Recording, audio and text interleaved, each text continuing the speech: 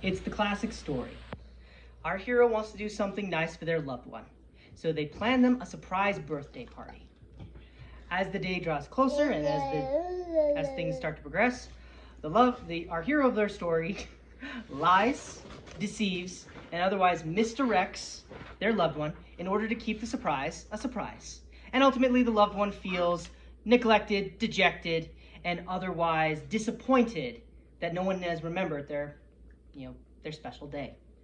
And then, of course, by the end of the story, the surprise party happens, the loved one feels accepted and validated again, and everything ends with a happily ever after.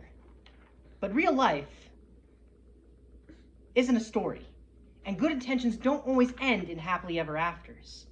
That's why, despite your best intentions, it's not always in you or your loved one's best interests to throw a surprise birthday party.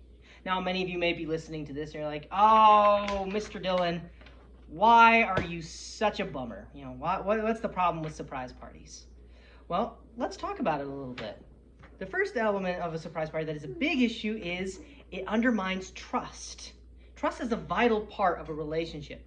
Sanjay Gupta, in her article, How to Build Trust, talks about how trust is the element of a relationship that makes it wonderful and relaxing to be in.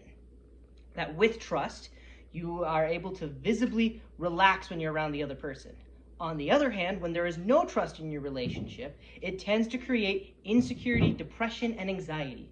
And of course, many of you may be thinking, well, yeah, with negative secrets and lying to your spouse all the time, of course they're not going to trust you. Of course that's going to create anxiety. But it's just as bad with beneficial surprises as well, because then they are constantly wondering if you're going to do something great for them or if it's all just in their head. It's oftentimes better just to be consistent. And in doing so, you create a sense of trust. The other person knows that they can what to expect whenever they're around you. The second issue with a surprise party is that not everything is always going to turn out perfectly, and you can't understand all the factors involved.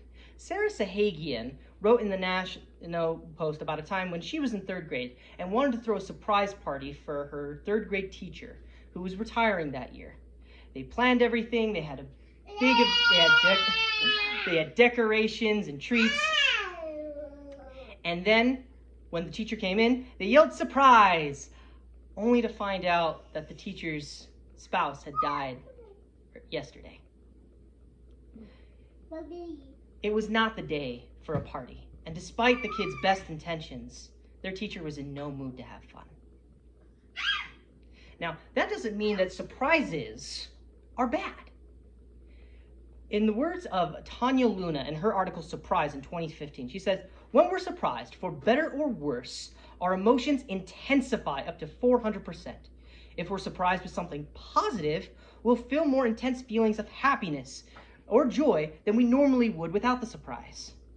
And in the same way, our feelings of anger, despair, or unhappiness will also intensify because of that surprise.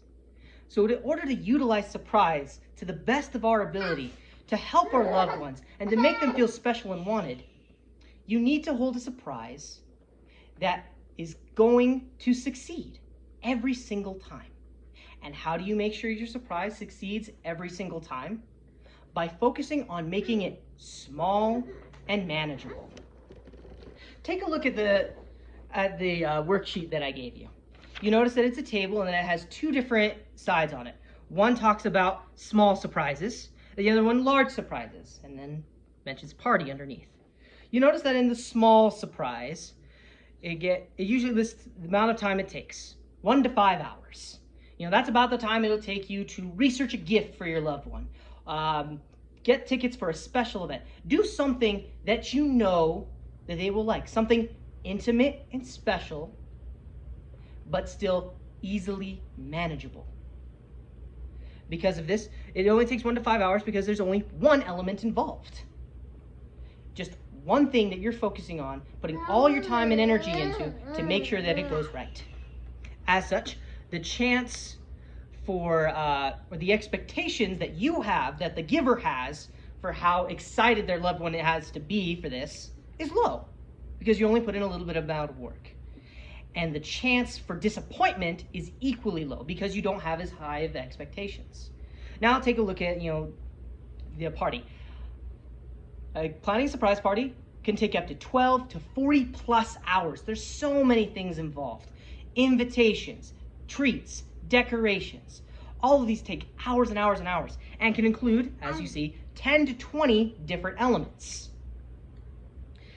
All these elements happening at the same time in a limited amount of time means a lot of work put in and a lot of opportunity for things to go wrong.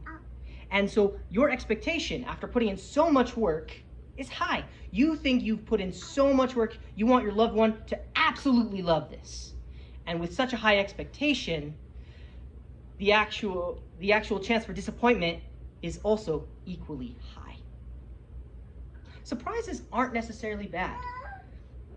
In fact, surprises can be wonderful, as mentioned by Tanya Luna.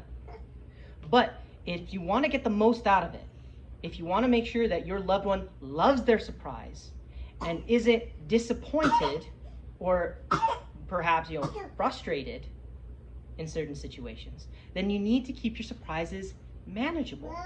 By doing so, you have the opportunity to be continuously honest with your partner. You don't need to lie or deceive them in order to get what you want to happen.